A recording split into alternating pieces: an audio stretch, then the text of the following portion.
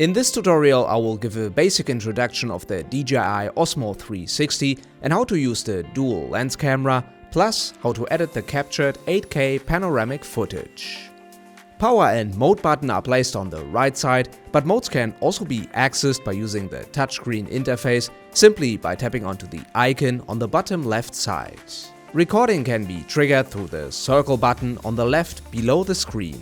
The dual lens video or photo preview can be switched by tapping onto the rotation icon on the bottom right, but also through the physical square button below. Since images from both lenses will be stitched together in post to create a full 360-degree frame, the preview angle can be changed by dragging around the image with a finger in the center of the touchscreen.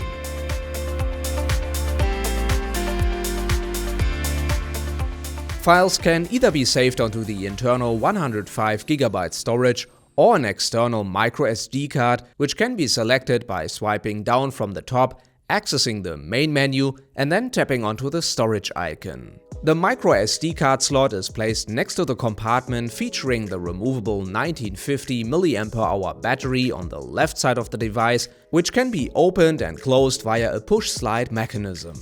Battery charging and file transfer can be done via the dedicated USB-C port located on the bottom right side of the camera behind a protective door.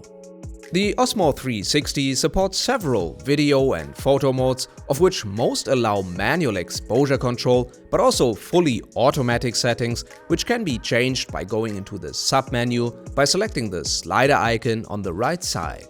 Video profiles like standard 10-bit or D-Log-M 10-bit can be changed as well.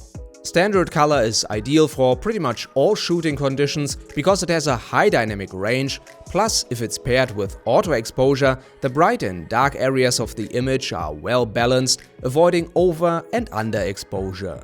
For more flexibility in post and professional use, the picture profile can be set to D-Log-M 10-bit, which essentially is a flatter image that can be manually graded. Video resolution and field of view can be adjusted via the menu on the bottom center of the screen. For most filming scenarios, 8K panoramic video with frame rates between 24p and 50p plus ultra-wide lens mode will deliver the best possible video quality in daylight or well-lit indoor and studio environments.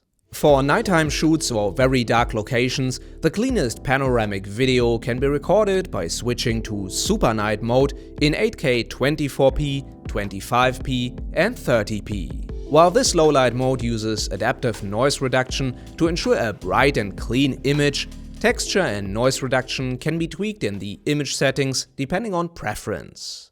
To record audio with external microphones, the Osmo 360 is compatible with the company's own line of wireless mics, including the Mic 2, Mic Mini and then the Mic 3, which I'm wearing right now. Two wireless transmitters can be linked at the same time by long pressing the pairing button on each microphone.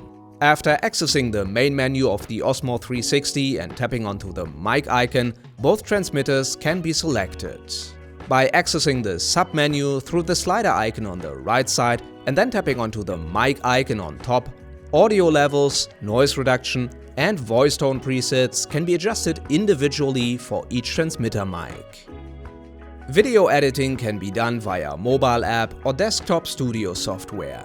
The easiest and fastest way is to wirelessly connect the Osmo 360 through the DJI Mimo app and download the files onto a phone or tablet. The video editor has a basic timeline interface with the ability to trim clips and keyframe options that enable 4 field of view presets: asteroid, ultra-wide, wide and no distortion. By tapping onto the keyframe icon in the timeline on the bottom, the software sets points that allow for changes in between. Angle, field of view, etc. can all be changed by dragging around the image and pinching in or zooming out. Recorded D-Log-M footage can have a conversion LUT applied by selecting the color recovery setting on the bottom. The aspect ratio of the video can be changed by opening the sub-menu on the top left, which means it's possible to finish a video in multiple aspect ratios like vertical, 16:9 and square.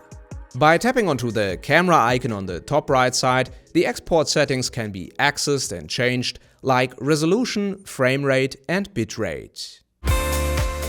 If you want to learn more about the DJI Osmo 360, make sure to watch our video overview or 360-degree camera comparison, and you can also find out more about the camera by following the link in the description.